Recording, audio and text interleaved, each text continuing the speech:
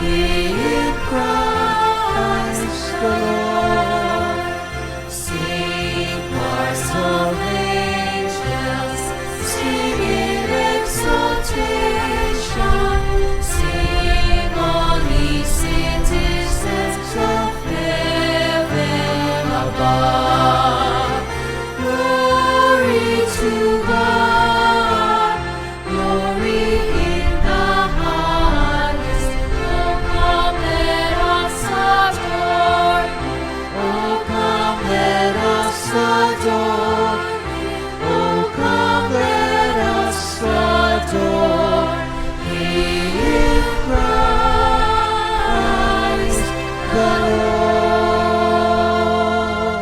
Sa ngalan ng Ama, ng Anak, at ng Espiritu Santo, Amen. sumainyo ang Panginoon. At sumaiyo rin. Mga kapatid, sa linggong ito ating pinagdiriwang ang dakilang kapistahan ng tatlong hari o tinatawag nating dakilang kapistahan ng pagpapakita ng Panginoon. We are celebrating the Feast of the Epiphany of the Lord. Tayo'y nakikilala sa ating binibigay. Kung paano ang isang puno nakikilala siya sa kanyang bunga. Alam mo, ang halaman ay niyog dahil ito'y nakakapagbigay ng niyog. Alam mo, ang halaman ay halaman ng mangga dahil ito'y nagbibigay ng mangga. Eh ikaw, anong binibigay mo? Ikaw ay taong magagalitin dahil nagbibigay ka ng galit. Ikaw ay taong puno ng lungkot dahil nagpapalungkot ka sa iba.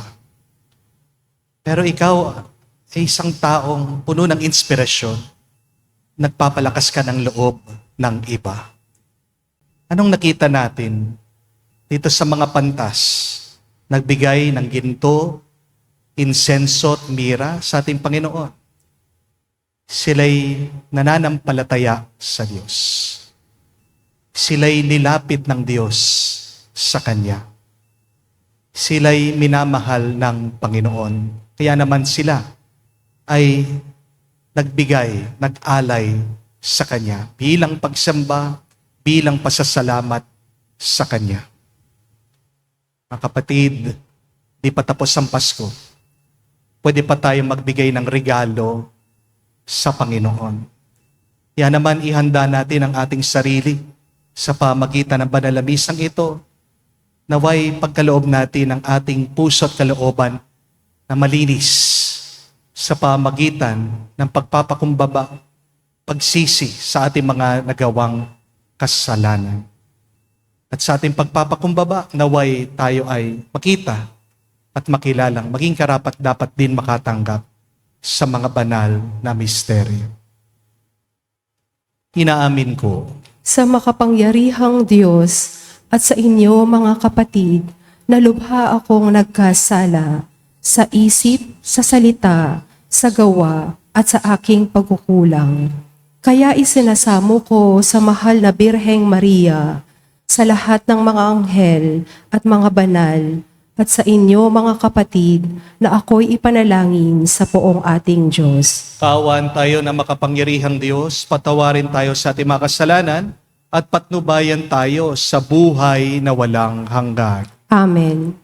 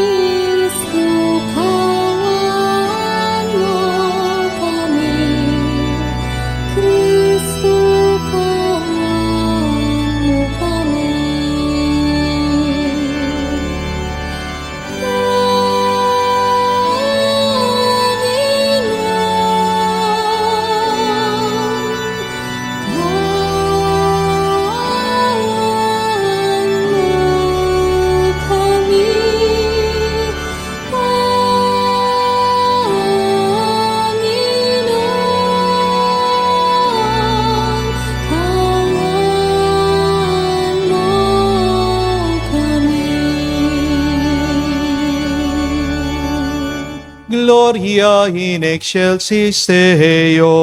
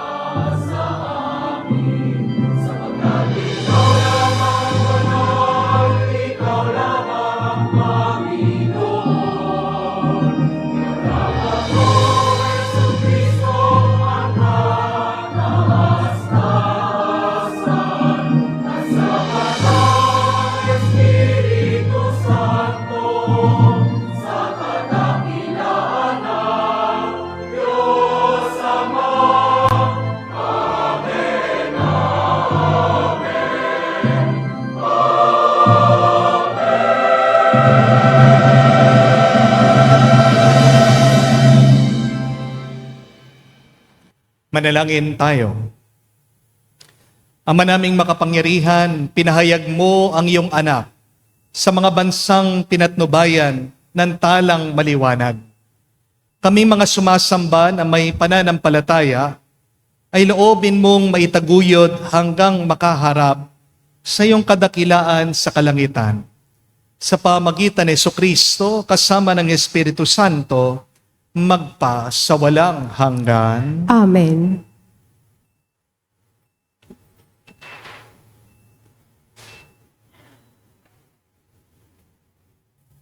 Pagbasa mula sa aklat ni Propeta Isayas.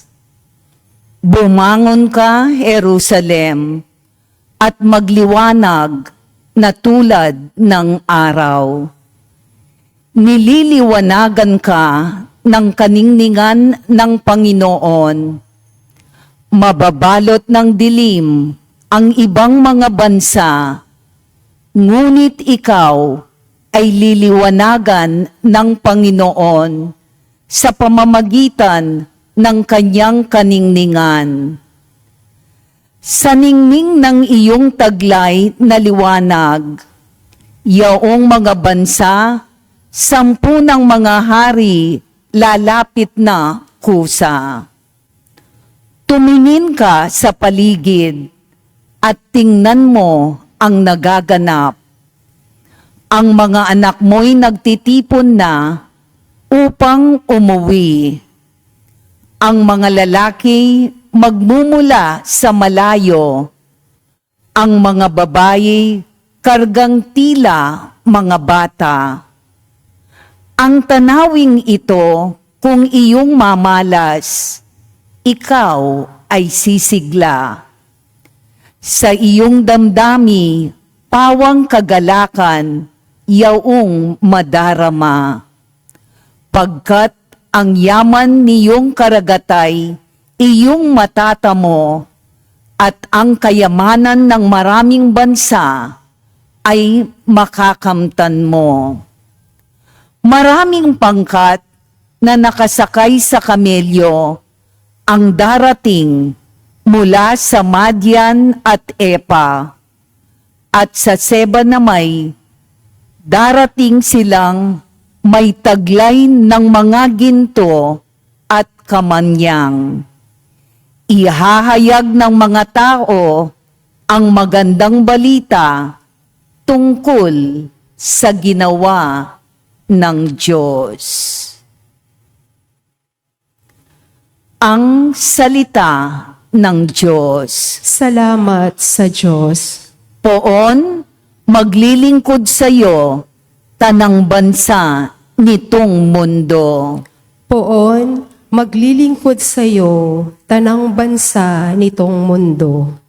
Turuan mo, yaong haring humatol ng katuwiran. Sa taglay mong katarungan, O Diyos, siya'y bahaginan, upang siya'y maging tapat mamahala sa iyong bayan, at pati sa mahihirap, maging tapat siyang tunay. Poon, maglilingkod sa iyo, tanang bansa nitong mundo. Yaong buhay na matuwid sa kanyang kapanahunan, madama ng bansa niya at umunlad habang buhay.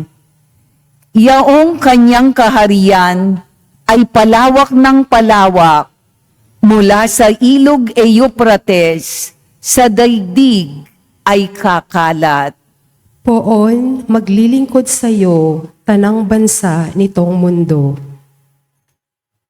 Mga haring nasa pulo at naroon sa Espanya, maghahandog ng kaloob, iyahahin din sa kanya pati yaong mga hari ng Arabia at Ethiopia.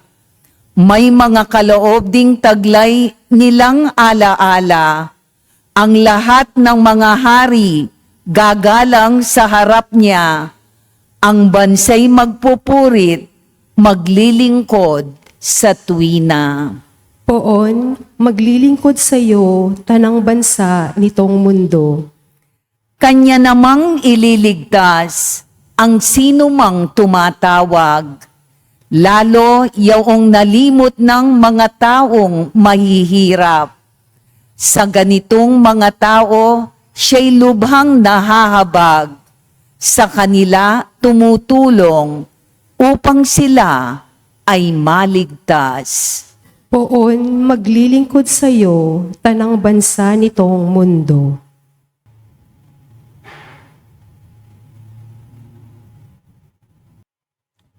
Pagbasa mula sa sulat ni Apostol San Pablo sa mga taga-Efeso.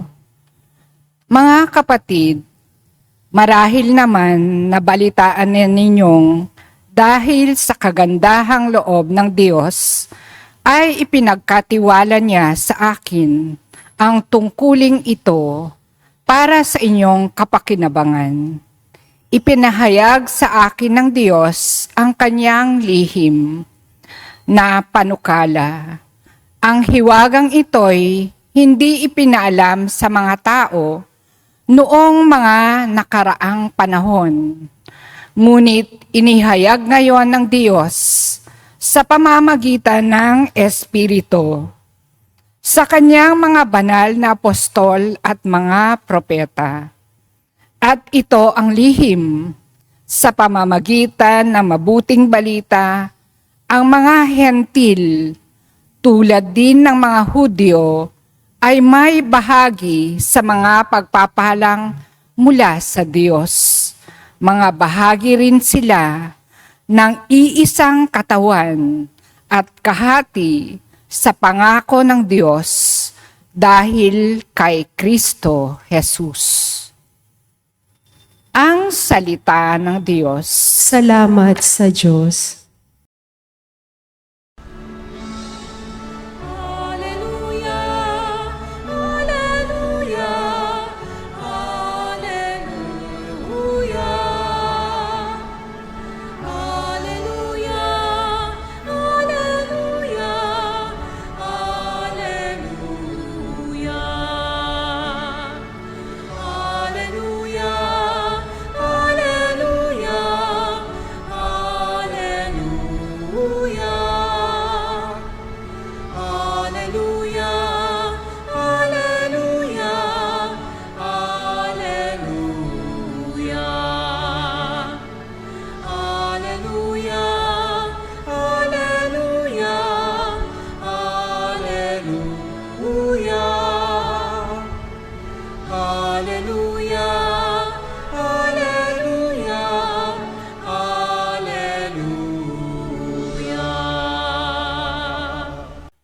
alay aming nakita, kaya't kami nagsipunta upang sa poon sumamba. Aleluya, aleluya. Sumainyo ang Panginoon. At sumaiyo rin. Ang mabuting balita ng Panginoon ayon kay San Mateo. Papuri sa iyo, Panginoon. Si Jesus ay pinanganak sa Bethlehem ng Judea noong kapanahunan ni Haring Herodes. Dumating naman sa Jerusalem ang ilang pantas mula sa silangan at nagtanong-tanong doon, nasaan pinanganak ang hari ng mga Hudyo? Nakita namin sa silangan ang kanyang tala at naparito kami upang sambahin siya. Nang mabalitain ito ni Haring Herodes, siya'y naligalig. Gayon din ang buong Jerusalem. Kaya tinipon niya ang lahat ng punong saserdote at mga eskriba ng Israel at tinanong sa kanila kung saan ipapanganak ang Mesiyas. Sa Bethlehem po ng Judea, tugon nila. Ganito ang sinulat ng propeta, at ikaw, Bethlehem, sa lupain ng Huda, ay hindi nga huli sa mga pangunahing bayan ng Huda, sapagkat sa iyo lilitaw ang isang pinuno na mamamahala sa aking bayang Israel. Nang mabatid ito, lihim na pinatawag ni Herodes sa mga pantas at tinanong kung kailan lumitaw ang mga tala. At pinalakad niya sila patungo Bethlehem matapos pagbilinan ng ganito. Humayo kayo at inyong hanaping mabuti ang sanggol. Kapag inyong natagpuan, ibalita agad ninyo sa akin upang ako ay makasamba din sa kanya. At lumakad na nga ang mga pantas, muli silang pinangunahan ng talang nakita nila sa silangan, hanggang sa sumapit ito sa tapat ng kinaroroonan ng bata, gayon na lamang ang galak ng mga pantas na makita nila ang tala. Pagpasok sa bahay, nakita nila ang bata sa piling ng kanyang inang si Maria. Lumapit sila at nagpatira pa at sinamba ang bata. Binuksan nila ang kanilang mga sisidlan at hinandugan sa kanya ang dala nilang ginto, kamanyang at mira. Nang sila'y pabalik na, sinabi sa kanila ng Diyos sa pamagitan ng panaginip na wag na silang babalik kay Herodes. Kaya nag-iba na sila ng daan pauwi. Mga kapatid, ang mabuting balita ng ating Panginoon. Pinupuri ka namin, Panginoong Hesukristo. Magandang araw po muli sa inyong lahat. And a happy, blessed New Year po sa inyong lahat. Pwede po bang pakitaas nyo yung dalawang kamay nyo? Pakitignan nyo nga po mga daliri nyo. Kompleto pa rin po? Thanks God. Palakpakan po natin ang Panginoon. Kala ko po naputukan kayo. Dasal at dalangin ko po, kayong lahat ay nasa mabuti at magandang kalagayan. Amen? Sabi po nila, meron daw pong 5 regalo na dapat hindi mo ibigay sa iyong minamahal, baka daw po makasira ito sa inyong pagsasama. What are those 5 things that you should never give as a gift so that your relationship with the other won't be ruined? Number 1 po, wag po kayong magbibigay ng relo or watch sa iba. Bakit? Kasi kapag daw nagbigay ka ng relo, para bang binibilang mo yung oras ng pagpanaw ng iyong minamahal. Ayan, alam nyo na ha? Wala munang relo. Pangalawa po, wag din daw po kayong magbibigay ng sapatos, shoes. Bakit? Kapag nagbigay ka daw ng sapatos, para bang sinasabi mo doon sa iyong minamahal na lalakad siyang palayo sa iyo. Ha? Tandaan niyo po yan. Ha? Wala munang sapatos. Kung magbibigay daw po kayo ng sapatos, dapat bayaran mo ng piso. Yun daw po yung pangontra doon sa malas. Number 3, wag din daw po kayong magbibigay ng perlas. Kahit po anong alahas na may perlas. Singsing man yan, kwintas, hikaw, bawal po. Bakit? Kasi po, yung perlas, para pong hugis luha. Di po ba? Para pang pag nagbigay ka daw ng perlas, yan sa iyong minamahal, sinasabi mo na, papaluhain mo siya. Papaiyakin mo siya. Ayan. Bawal muna po ang alahas na may perlas. Number 4, pang-apat po. Bawal din po ang pabango. No perfume. Bakit po? Kasi ang pabango, di ba, agad nawawala yung amoy. Lumilipas yung bango. Kapag nagbigay ka daw ng pabango sa isang tao, parang sinasabi mo sa kanya na mawawala din yung bango niya. Mag-e-evaporate yung pagmamahal mo sa kanya. Number 5, kahuli-hulihan po, wag din daw po kayong magbibigay ng regalo na photo frame. Kasi po, yung picture dun sa frame, para daw pong kulungan. Di po ba? Pag nagbigay ka ng picture, nandun sa frame, sinasabi mo dun sa iyong minamahal, ikukulong mo siya. Ikakadena mo siya. Parang inaalis mo daw yung kalayaan ng iyong minamahal. Ang tanong, yung mga nagbigay po ba ng ganyan na mga regalo? Nasira ba yung kanilang ugnayan? Totoo po ba itong paniniwala na ito? Na pag binigay mo yung 5 bagay na ito, magkakaroon ng problema yung inyong relasyon. Ano po sa tingin niyo? Ano bang pinakamagandang pagregalo para mas mahalin ka pa ng iyong minamahal? Ano po sa tingin niyo? Ito po suggestion. Magbigay na lang kayo ng pera. Hindi po ba? Oo, practical ng mga tao ngayon. Hindi po ba? Tignan niyo. Pag ang tao walang pera, nanghihina siya. Pag ang tao walang pera, gutom na gutom siya. Kapag ang tao walang pera, walang gana. Bigyan mo ng pera yan. Lumalakas. Lumiliksi. Nagkakagana. Subukan niyo sa mga matatanda. Kahit na may arthritis yan, sabihin mo, Lola, bibigyan kita ng pera. Mawawala yung arthritis niya. Ang bilis tumakad. Di po ba? Joke lang po. Biro lang.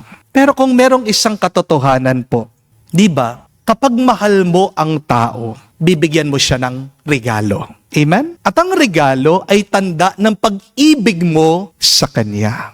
Ang regalo din ang nagpapalakas dun sa ugnayan nyo, sa relasyon nyo sa bawat isa. Amen? Pero tandaan nyo din po ito. Ang regalo ay nagsasalamin din sa pagpapahalaga mo sa isang tao.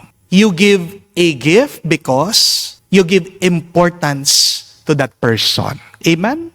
Ang regalo din po ay pagpapakita mo na kilala mo yung tao. Di po ba? Yes, your gift shows your love. Your gift shows your importance, appreciation to that person. And yet when we give a gift to the other, it shows that we know them. And remember, the number 1 sign that you love a person is when you know them. Paano mo alam? Ano ang tanda? Mahal na mahal mo ang isang tao kapag kilala mo siya. Amen? Love is remembrance. Love is thoughtfulness. Love is understanding. And that love is seen wrapped in a gift. Amen? Ngayon pong araw, pinagdiriwang natin ang kapistahan ng pagpapakita, pagpapahayag ng Panginoon. We are celebrating the feast of the Epiphany of the Lord. Ano pong ibig sabihin ng Epiphany? Epiphany means pagpapakita, pagpapakilala, pagbubunyag, revelation to people. May iba't iba pong ginamit na paraan o bagay ang Diyos para maipakita, maipakilala ang kanyang anak si Jesus sa mundo. Narinig po natin sa Ebanghelyo. Una, alam ng mga Hudyo na ang Mesiyas ay ipapanganak doon sa Jerusalem, sa Bethlehem. Ang unang paraan na ginamit ng Diyos para mapakilala ang kanyang anak ay ang banal na kasulatan. Ang mga pantas nagtatanong saan isisilang ang hari ng mga Hudyo at sumagot sila ayon sa nabasa sa banal na kasulatan. Pero ang pangalawa, nakita kung nasaan isinilang si Jesus sa pamamagitan daw ng tala ng bituin sa langit. Kung hindi po dahil sa bituin na yon, naligaw po yung mga pantas. Hindi po ba? Sinundan nila yung bituin at sila'y dinala doon sa tahanan sa bahay kung nasaan ang bata. Pero ang pinakamaganda po na tanda na pagpapakilala kay Jesus ay sa pamamagitan po ng regalo na binigay nitong mga pantas. ang sabi po ng Ebanghelyo, binigyan daw siya ng regalo, ginto, insenso, at mira.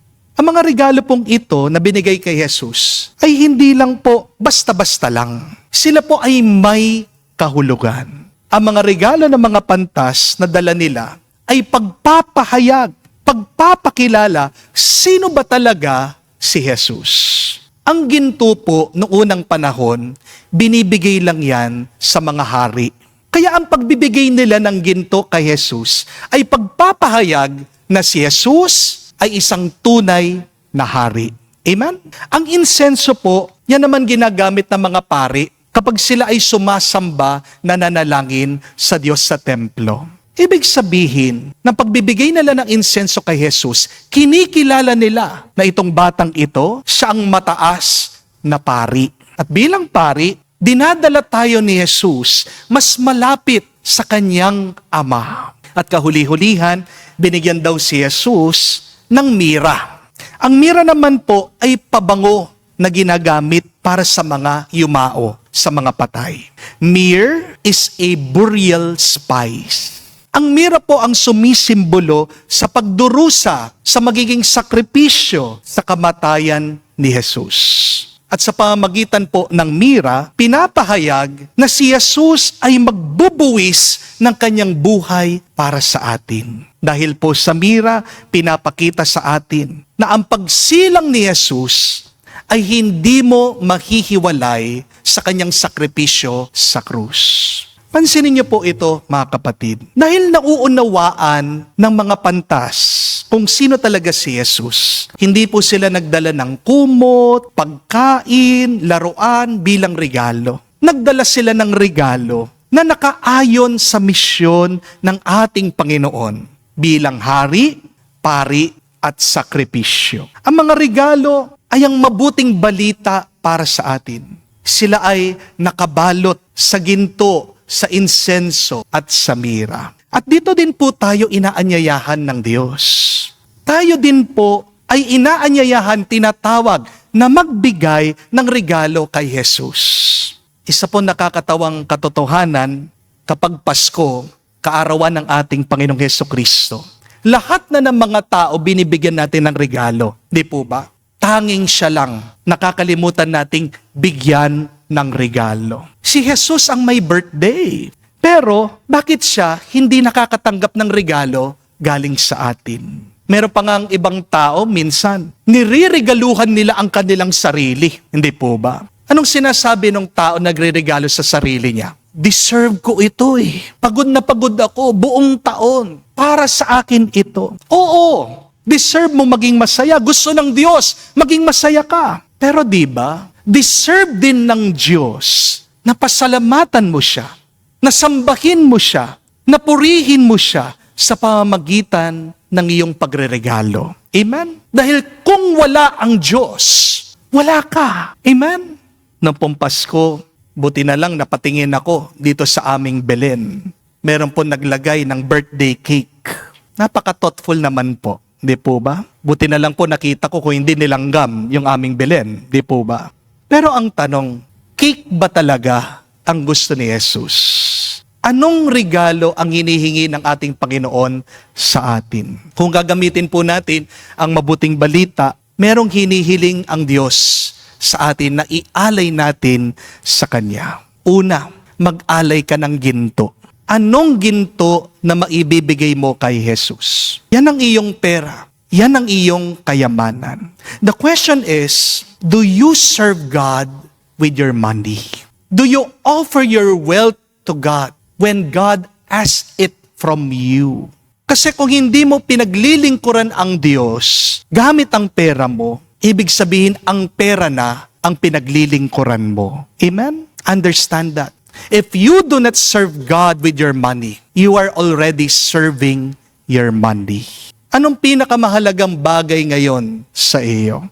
Tinatawag ka ng Diyos. Ialay mo yan sa paa ni Jesus dahil siyang hari. Dahil kung tinatago mo ang pera mo, ang kayamanan mo, para lang sa'yo, anong ibig sabihin? Naghahari-harian ka na. Amen? Kapatid, baka nakalimutan mo.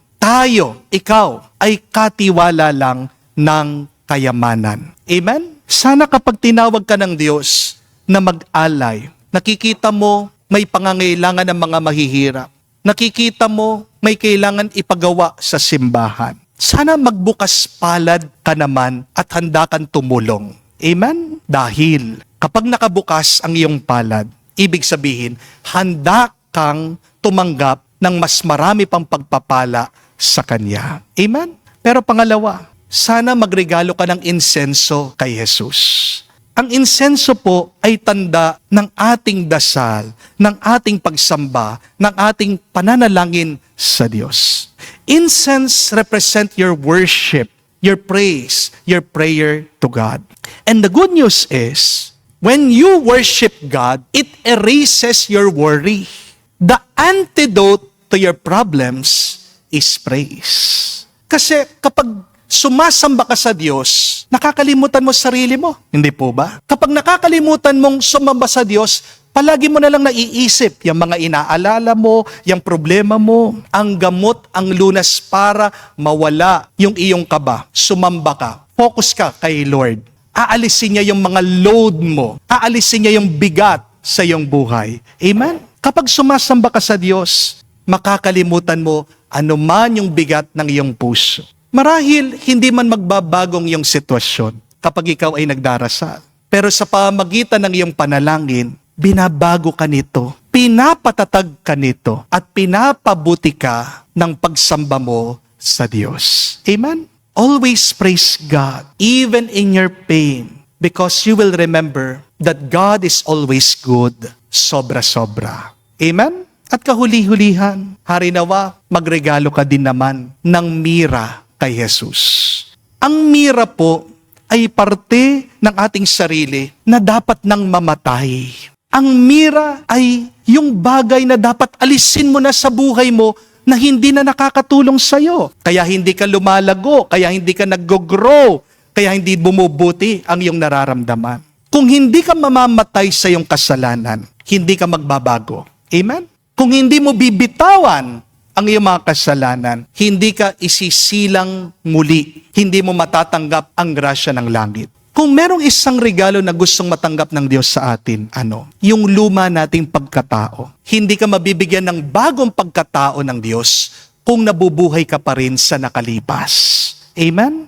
Nung minsan meron pong isang napakagandang kwento tungkol kay San Jeronimo, Saint Jerome. Isang araw daw, nagdadasal po si San Jeronimo dun sa Bethlehem, sa kuweba. At siya po ay nabigla dahil ang Niño Jesus nagpakita sa kanya. At tinanong daw po ni Jesus si San Jeronimo, Jerome, what are you willing to give me as a gift this Christmas? Anong regalo mo para sa akin?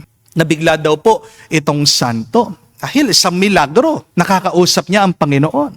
At sabi niya, O Panginoon, ibibigay ko po sa inyong aking kalusugan, ang aking pagkatao, ang kalayaan ko, lahat-lahat ibibigay ko po sa inyo. At sumagot daw po ang ating Panginoon, sabi, wala ka na bang ibang maibibigay sa akin? Nagtataka daw po si San Jeronimo. Sabi niya, Panginoon, binigay ko na po lahat Yung kayamanan ko, binenta ko, inalay ko sa mga mahihirap.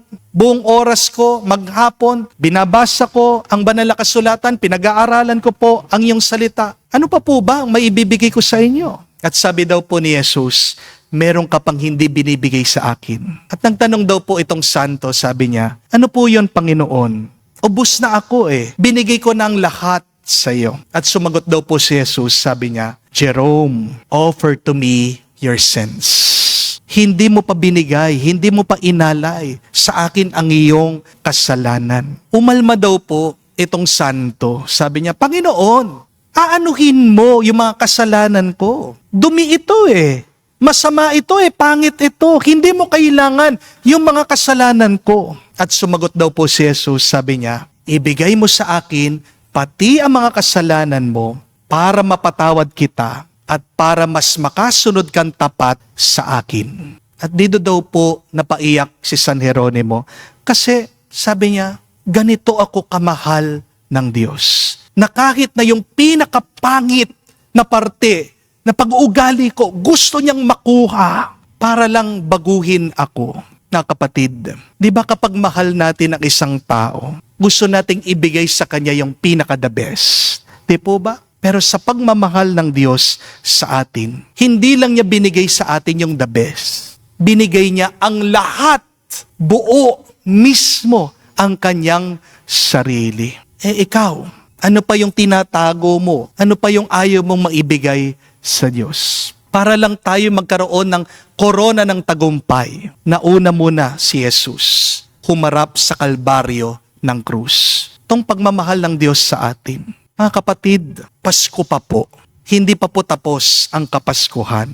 At ang diwa ng Pasko ay pagbibigay ng regalo. Baka binigyan mo na ng regalong lahat ng tao. May nakalimutan kang bigyan. Baka naghihintay ang Diyos.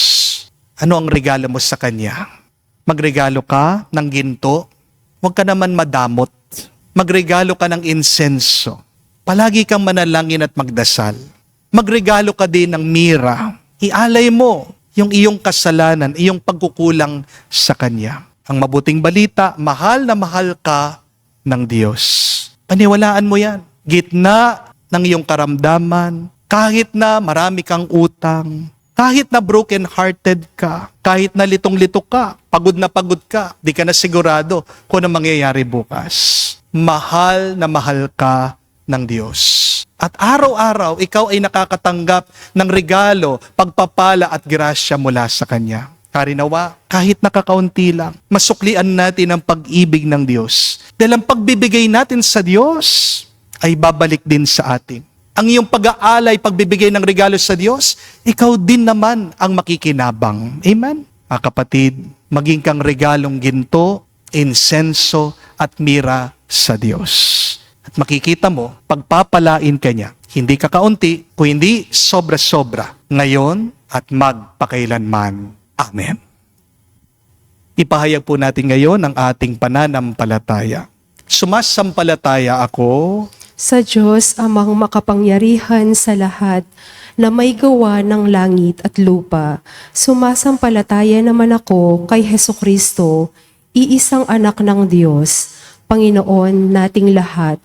Nagkatawang tao siya, lalang ng Espiritu Santo, ipinanganak ni Santa Mariang Birhen, pinagpakasakit ni Poncio Pilato, ipinako sa krus, namatay, inilibing, nanaog sa kinaroroonan ng mga yumao, nang may ikatlong araw, nabuhay na mag-uli, umakyat sa langit, naluluklok sa kanan ng Diyos amang makapangyarihan sa lahat. Doon magmumulang paririto at maghuhukom sa mga nabubuhay at nangamatay na tao.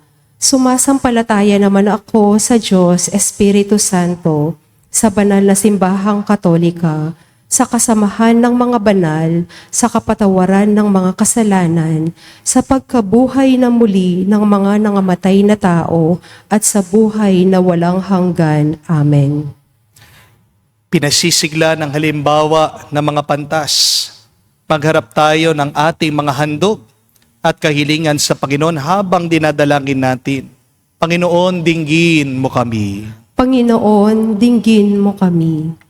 Para sa simbahan, nawa manatili siyang maliwanag na tanda ng pag-ibig ng Diyos sa lahat. Manalangin tayo. Panginoon, dinggin mo kami. Para sa Santo Papa at sa lahat ng mga pinunong espiritual, nawa ang kanilang mga turo at halimbawa ay maging parang mga talang namamatnubay sa mga tao tungo kay Jesus. Manalangin tayo. Panginoon, dinggin mo kami. Para sa ating mga misyonerong nagsisikap na maghatid ng liwanag ng Kristiyanong pananampalataya sa mga di nakakakilala rito, magtagumpay nawa sila sa paglalangkap ng mga pagpapahalaga ng mabuting balita sa kanilang kultura. Manalangin tayo. Panginoon, dinggin mo kami. Sa katahimikan po ng ating puso, sabihin natin, bagitin natin sa Diyos ang ating mga personal na pangangailangan. Panginoong Yesus, tulad ng Jerusalem, bumabangon kaming nagniningning pagkat sumapit na ang iyong liwanag. Matulad nawa ang aming asal sa isang talang gumagabay sa iba, tungo sa iyo nabubuhay at naghahari ng walang hanggan. Amen.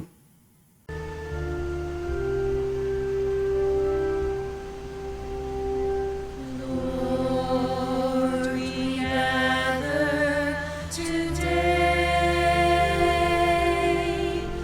in your house. We kneel down and pray. We ask for your mercy as we open our hearts to receive your forgiveness, O Lord. Lord, we lift up to you all these gifts we offer for your glory. We will eat this living bread. We will drink this saving cup and feel your presence, O Lord. As we offer this bread and as we bring you this wine, bless them, Lord Jesus. Feed us now, give us life.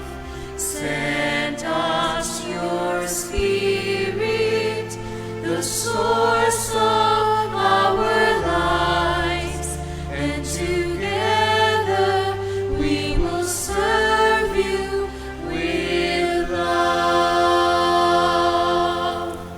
Manalangin kayo mga kapatid para ng ating mga paghahain ay kalugdan ng Diyos amang makapangyarihan. Tanggapin nawa ng Panginoon itong paghahain sa iyong mga kamay sa kapurihan niya at karangalan sa ating kapakinabangan at sa buong sambayanan niyang banal. Ama naming lumikha, tunghayan mo ang mga alay ng iyong sambayanan na hindi ginto, mira at insenso ang tinataglay, ngunit ang nilalahad, nihahain at pinagsasaluhang si Jesucristo, kasama mo at ng Espiritu Santo magpa sa walang hanggan. Amen. Sumainyo ang Panginoon. At sumaiyo rin. Itaas sa Diyos sa inyong mga puso at diwa. Itinaas na namin sa Panginoon. Pasalamatan natin ang Panginoong ating Diyos. Marapat na siya ay pasalamatan. Ama namin makapangyarihan, tunay nga marapat ikaw ang aming pasalamatan. Sa pamagitan ni Jesucristo na aming Panginoon, sumilay sa amin ang pagkakataong makipagpalitang handog sa iyo ngayon. Inako ng iyong maasahang anak, ang pagkataon naming alangan at hamak. Kahit kamatayan namin ay kanyang natikman, upang kami makasalo sa buhay na walang hanggan.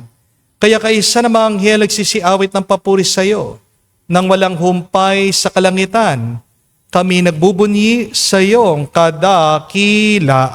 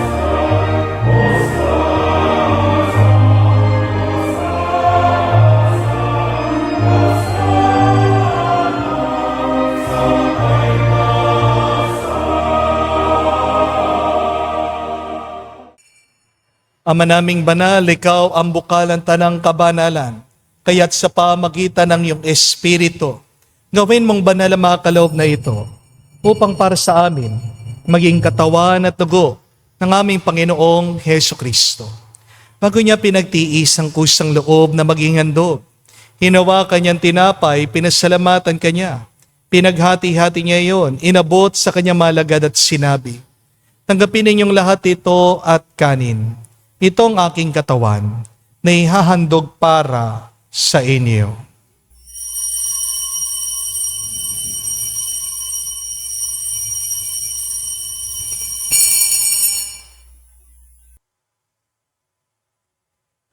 Gayon din naman na matapos ang hapunan, hinawakan niya ang kalis. Muli kanyang pinasalamatan. Nabot niya ang kalis sa kanyang malagad at sinabi, tanggapin ninyong lahat ito at inumin. Ito ang kalis ng aking dugo, ng bago at walang hanggan tipan. Ang aking dugo na ibubuhos para sa inyo at para sa lahat, sa pagpapatawad ng mga kasalanan. Gawin ninyo ito sa pag-alaala sa akin.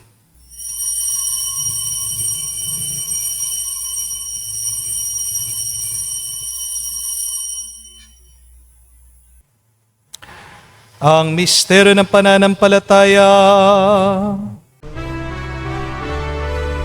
Aming ipinahayag na namatay ang iyong anak, nabuhay bilang Mesiyas at magbabalik sa wakas para mahayag sa lahat. Ama, ginagawa namin ngayon ang pag-alaala sa pagkamatay, muling pagkabuhay ng iyong anak. Kaya tinialay namin sa iyo ang tinapay nagbibigay buhay at ang kalis na nagkakaloob ng kaligtasan. Kami nagpapasalamat dahil kami yung minarapat na tumayo sa harap mo para maglingkod sa iyo. Sinasamo namin kami magsalo-salo sa katawan at dugo ni Kristo ay mabuklod sa pagkakaisa sa pamagitan ng Espiritu Santo. Ama, lingapin mong iyong simbahan, laganap sa buong daigdig. Puspusin mo kami sa pag-ibig. Kaisa ni Leon, ang aming Santo Papa, si Florentino, aming Arsobispo, at ng Tanang Kaparian. Alalahanin mo rin ang aming mga kapatid na nahimlay. May pag-asang sila'y muling mabubuhay. Gayon din naman lahat ng mga pumanaw. Kaawaan mo't sila't patuloyin sa iyong kaliwanagan. Kaawaan mo't pagindapatin kaming lahat, makasalo sa iyong buhay na walang wakas. Kaisa ng mahal na Birhen Maria, Ina ng Diyos. Kaisa ni San Jose, ang kanyang malwalhating esposo. Kaisa ng mga apostol at lahat ng mga banal na namuhay dito sa daigdig na kalugod-lugod sa iyo. May pagdiwang nawa namin ang pagpupuri sa ikararangal mo sa pamagitan ng iyong anak, aming Panginoong Heso Kristo. Sa pamamagitan ni Kristo, kasama niya at sa Kaniya, ang lahat ng parangal at papuri ay sa iyo, Diyos Ama, makapangyarihan, kasama na Espiritu Santo, magpasawalang hanggan. Amen, amen, amen, amen, amen, amen. Sa nakagaling na utos sa turo ni Jesus sa Panginoon natin at Diyos, ipahayag natin ang lakas, loob.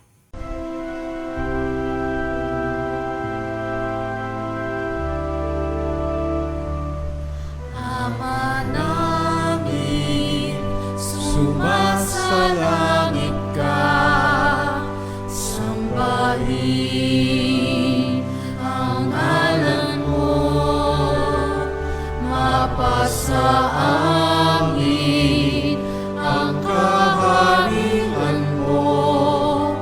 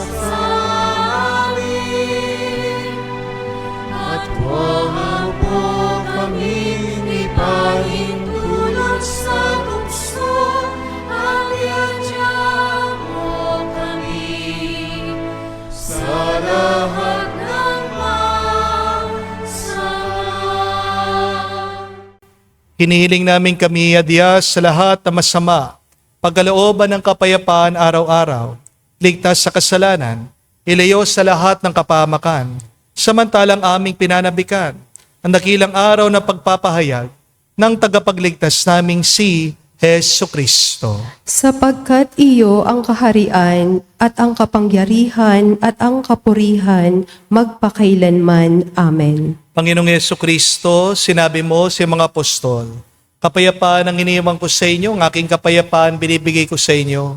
Tungayan mo ang aming pananampalataya at huwag ang aming pagkakasala. Pagkalooban mo kami ng kapayapaan at pagkakaisa ayon sa iyong kalooban. Kasama ng Espiritu Santo, magpa sa walang hanggan. Amen. Kapayapaan ng Panginoon ay laging sumainyo. At sumaiyo rin. Magbigayan po tayo ng kapayapaan sa bawat isa. Piso niyo po, kapayapaan po sa inyong lahat.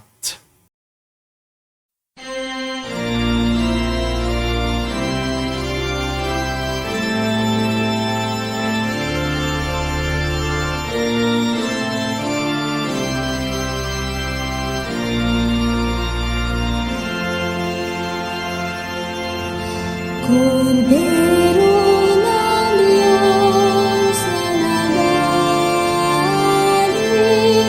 ng mga kasalanan ng sanlibutan, maawa sa amin, maawa sa amin. Kordero ng Diyos na nagalis ng mga kasalanan ng sanlibutan, maawa ka sa amin. Kordero ng Diyos na nagalis ng mga kasalanan ng sanlibutan, ipagkaloob mo sa amin ang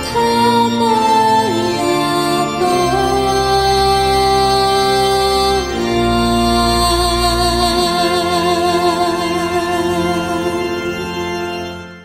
Mga kapatid, naririto ang ating Panginoong Hesu Kristo, ang Kordero ng Diyos. Siya nag-aalis sa mga kasalanan ng sanlibutan. Mapalad tayong lumalapit sa piging ng Kordero. Panginoon, hindi ako karapat-dapat na magpatuloy sa iyo, ngunit sa isang salita mo lamang ay gagaling na ako.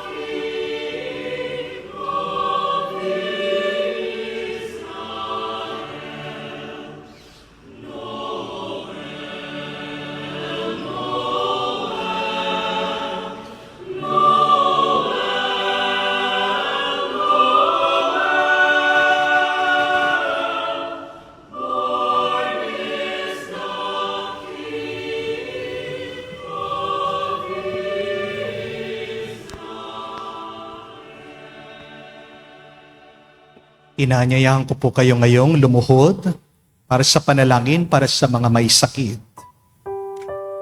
Panginoong Yesus, lumalapit po kami sa iyo ngayon upang idulog ang kagalingan ng mga may sakit. Haplusin niyo po sila at pagkalooban ng panibagong lakas upang sila ay muling makapaglingkod sa iyo. Patawarin niyo po sana sila sa kanilang mga kasalanan at pagkalooban din ng kagalingang pangkaluluwa. Sa katahimikan po ng ating puso, banggitin natin ang pangalan ng mga kapatid nating may sakit, hilingin natin mabilis silang kagalingan. Hinihiling namin ito sa ngalan ni Kristo, aming Panginoon. Amen. Panalangin para sa mga OFW. Ama, pinapanalangin namin sa iyong natatanging kahilingan ng lahat ng mga nagtatrabaho sa ibang bansa. Tulungan mo sila bawat sandali ng kanilang buhay habang nasa ibang bansa. Palakasin mo sila kapag pinanghihinaan sila ng kalooban. Pagalingin mo sila tuwing nagkakasakit. Aluin mo sila kapag nalulungkot sila. Ilayo mo sila sa anumang masama at kapahamakan upang magpatuloy sila lagi sa kanilang buhay.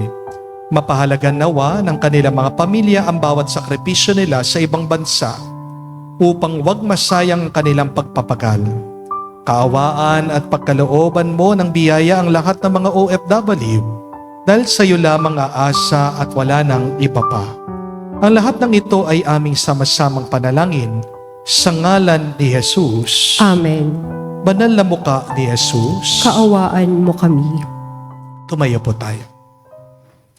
Manalangin tayo. Ama namin mapagmahal, pangunahan mo kami lagi sa iyong liwanag upang ang niloob mo sa aming pagsaluhan ay mapakinabangan namin ng marapat at lubusan. Sa pamagitan ni Jesucristo kasama ng Espiritu Santo, magpa sa walang hanggan. Amen. Muli po kami ay nagpapasalamat sa inyong lahat na nakisalo sa ating banal na misa, either physically or online. Palakpakan po natin ang ating mga bisita. Thank you very much po sa inyong pagdating at pagdalo. Paalaala lang po, kapag ikaw ay nagbibigay ng regalo, ito ay pagpapahalaga sa iyong binibigyan. Pero ang regalo din ay pagpapakita na kilala mo talaga siya. Paano mo alam na mahal mo ang isang tao? Kapag kilala mo ang taong yun. Nasasalamin ang ating pagkilala sa iba doon sa regalo na ating binibigay. Ang pagbibigay ng regalo kay Jesus na mga pantas ay pagkilala na siya ang tunay na hari, na siyang mataas na pari, at siya'y magsasakripisyo para sa kaligtasan ng sanlibutan. Hindi pa tapos ang Pasko. Pwede pa po tayong magbigay ng regalo. Una, sa mga tinataguan yung inaanak. Bigyan nyo naman. Once a year lang po silang umaasa sa inyo. At kahit na yung mga maliliit na bata dyan sa tabi ng iyong mga kabahayan, yung mga mahihirap talaga, pwede nyo naman bigyan ng aginaldo. Pero, huwag nyo naman kalimutan, sana bago matapos ang Pasko, bigyan din natin ng regalo ang Diyos. Anong regalong hinihingi ni Jesus sa atin? Cake ba? Hindi po. Ginto. Ang iyong kayamanan. Gamitin mo ang iyong pera para maglingkod sa Kanya at maglingkod sa mga nahihirapan. Pangalawa, insenso. Handugan mo ng panalangin, papuri at pagsamba ang Diyos araw-araw. Dahil nakakalimutan mo ang iyong problema kapag ikaw ay nagpupuri sa Kanya. The antidote to your problem is your praise. You worry less when you worship. Dahil pag ikaw ay nananalangin, ang focus mo sa Diyos, hindi sa iyong problema. Amen? At pangatlo, handugan mo din ang Diyos ng mira. Ang mira ay yung luma mong pagkatao. Ang mira ay yung parte ng iyong buhay na kailangan ng mamatay. Ang mira ay yung mga kasalanan na kailangan mo ng ialay, ibigay sa Diyos. Yan yung mahirap na ibigay at ihandog sa Panginoon. Hindi po ba? Kasi nakasanayan na natin, naging paborito na natin ang kasalanan. Pero kung meron man tayong isang magandang ipangako sa Diyos, ay yung unti-unti nating bawasan, kung hindi man natin maaalis na minsanan yung ating mga nakasanayang kasalanan. Unti-unti, mangako ka, gawin mo, practice mo, paunti-unti. Ano yung mga masama mong ugali o nakasanayan mong kasalanan, masyado mo nang minahal na kailangan unti-unti mo nang bitawan. Kung dati, naninigarilyo ka ng isang pack, isang araw, bawasan mo naman ng isang stick. Di po ba? Kung dati, nakikipagchismisan ka buong araw, no? Bawasan mo naman, kahit na isang oras lang, tumahimik ka naman. Di po ba? Kung dati, nagluluha na yung mata mo sa kakapanood mo, no? Diyan sa Facebook, TikTok. Bawasan mo naman yung screen time mo.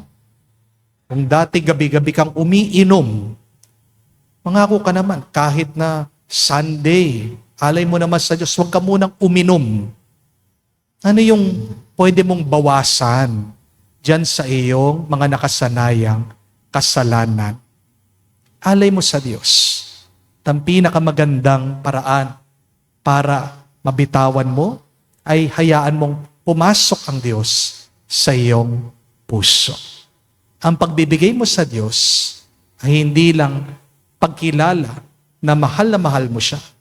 Ang pagbibigay mo sa Diyos ay ikaw din naman ang makikinabang.